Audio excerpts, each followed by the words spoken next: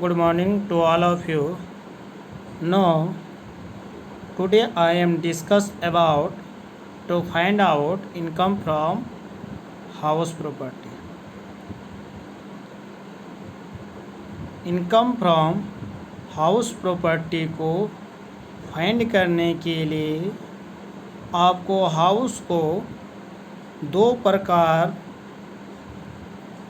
से बांट दिए थे। फर्स्ट हाउस को हम लोग लेट आउट हाउस के नाम से जानते हैं। दूसरा जो हाउस होता है उसको सेल्फ ऑक्युपाइड हाउस के नाम से जानते हैं। लेट आउट हाउस वैसा हाउस होता है जो ऑनर अपने मकान को किराए पर उठा दिया गया है, उस हाउस को लेट आउट हाउस के नाम से जाना जाता है। अब लेट आउट हाउस को इनकम फाइंड करने के लिए इस फॉर्मेट में आप लोग को आना होगा। तो सबसे पहले हेडलाइन में लिखना होगा computation of income from house property of mister x है तो मिस्टर एक्स लिख सकते हैं, मिस्टर वाई है तो मिस्टर वाई लिख सकते हैं। मतलब name of the assessee for the assessment year 2020 to 2021। सबसे पहले आपको पार्टिकुलर अमाउंट को फॉर्मेट लेना होगा। तो सबसे पहले आपको ग्रॉस एनुअल वैल्यू को यहाँ पर आपको लिखना होगा। ग्रॉस एनुअल वैल्यू को आपको लिखना होगा। ग्रॉस एनुअल वैल्यू में से म्युनिसिपल टैक्स, ध्यान दीजिएगा, ये म्युनिसिपल टैक्स जो है आपको पेड बाय द ऑनर को ध्यान देना होगा। Paid by the owner during the previous year 2019-2020 उसको आपको लेस करना होगा। लेस करने के लिए दूसरा जो आइटम है अनरियलाइज्ड रेंट, उसको भी आपको लेस करना होगा। लेस करने के बाद ये जो अमाउंट आया, इस अमाउंट को हम लोग नेट एनुअल वैल्यू के नाम से जानते हैं। नेट एनुअल वैल्यू में से आप लोग को लेस करना है स्टैंडर्ड डिडक्शन अंडर सेक्शन 24। इसमें आप लोग को दो डिडक्शन मिलेगा। Deduction number first under section 24 sub section A 30% of annual value. जो एनुअल वैल्यू जो फाइंड किए हैं उसका 30% निकाल करके यहाँ पर आपको लिखना होगा। जो दूसरा जो पॉइंट है under section 24B interest on loan, इसको फाइंड करके यहाँ पर आपको लिख देना होगा। उसके बाद आपका आ जाएगा income from house property.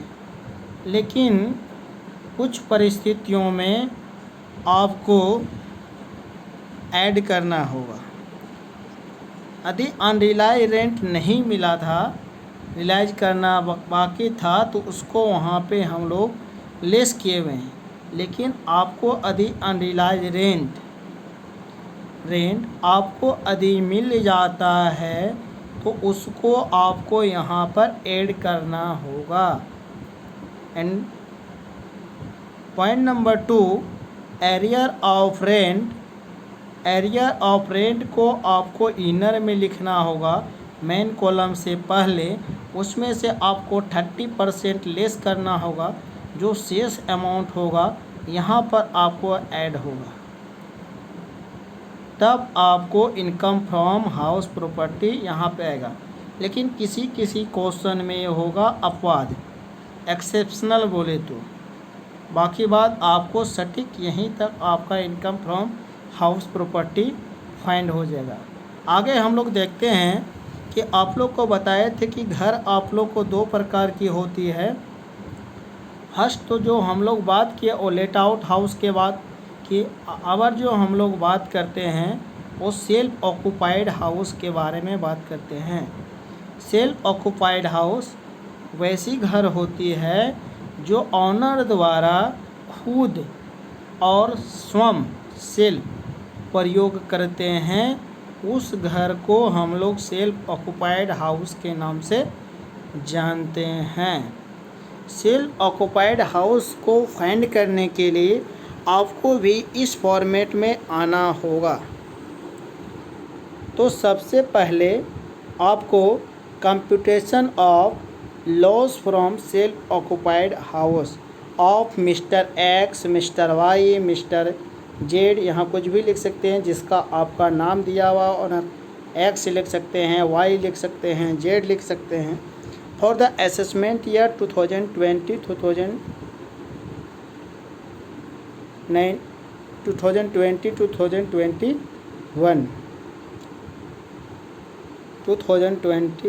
2021।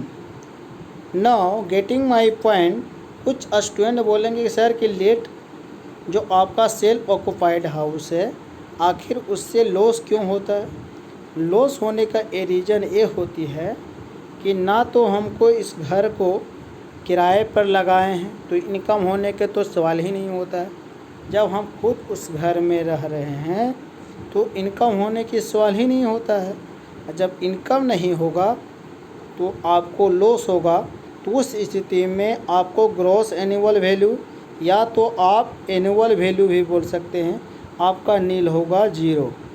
Less करते हैं under section 24BA interest on loan, सिर्फ आपको इंटरेस्ट ऑन लोन को माइनस करना है, ठीक है। तो आपको आ जाएगा loss from self occupied house. अब इसमें से आपको कुछ नोट्स को ध्यान रखना होगा। नोट्स नंबर फर्स्ट जो है कि बोलता है एसएससी आप लोग जानते हैं मकान मालिक यहाँ पे है, मस्ट बी ऑनर। ऑनर मतलब होता है घर का मालिक। ऑफ द हाउस प्रॉपर्टी, किसका ऑनर होना चाहिए, हाउस प्रॉपर्टी का। Then income from house property shall be taxable in this head, तब इस हेड में आपको टैक्सेबल माना जाएगा। नोट नंबर 2 जो आपका है due to vacancy. Due to vacancy कहने का मतलब ये है कि यदि मकान आपको खाली रहता है, खाली रहने के वजह से कम होता है तब तो बोलता है ड्यू टू वैकेंसी। जब आपका मकान वैकेंसी रहने के वजह से if actual rent is less than expected rent, then actual rent shall be gross annual value. यहाँ पर कहने का मतलब ये होता है कि आपका वैकेंसी के वजह से, मकान खाली रहने के वजह से यदि आपका एक्चुअल रेंट एक्सपेक्टेड रेंट से कम होती है तो उस परिस्थिति में आपको एक्चुअल रेंट को ही ग्रॉस एनुअल वैल्यू माना जाता है। नेक्स्ट पॉइंट, नोट्स नंबर 3, आपको ध्यान देना होगा कि if loan is taken for repair, renewal और reconstruction then maximum deduction shall be allowed for self occupied house under section 24 subsection B ₹30,000। यदि मकान को रिपेयर करने के उद्देश्य से, रिन्यूअल करने के उद्देश्य से या बना हुआ मकान को फिर से उसको रिकंस्ट्रक्शन के उद्देश्य से अगर आप लोन लिए हैं तो उस लोन को आपको मैक्सिमम डिडक्शन 30,000 मिलेगा as per section 24 subsection B. 30,000 से अधिक होता है इंटरेस्ट ऑन लोन तो आपको सिर्फ 30,000 ही आपको घटाने के लिए दिया जाएगा, यानी डिडक्शन मिलेगा। पॉइंट नंबर 4 बोलता है कि if loan is taken for construction and acquisition और purchase then maximum deduction shall be allowed for self occupied house under section 24 subsection B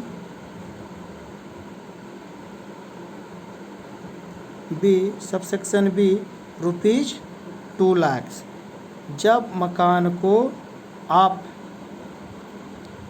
घर को आप कंस्ट्रक्शन, ध्यान दीजिए point, getting my point, construction, acquisition, purchase, then maximum deduction shall be allowed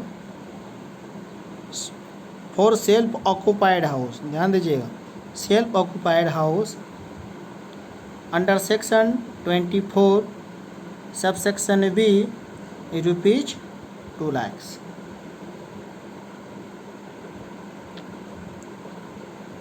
notes number 5 आप लोग को ध्यान दीजिए। More than one self occupied house, जब किसी भी ऑनर के पास एक से अधिक आपका सेल्फ ऑक्यूपाइड हाउस है तो उस परिस्थिति में आपको क्या करना होगा। तो बोलता है one house shall be taken as self occupied house at the option of the SSC.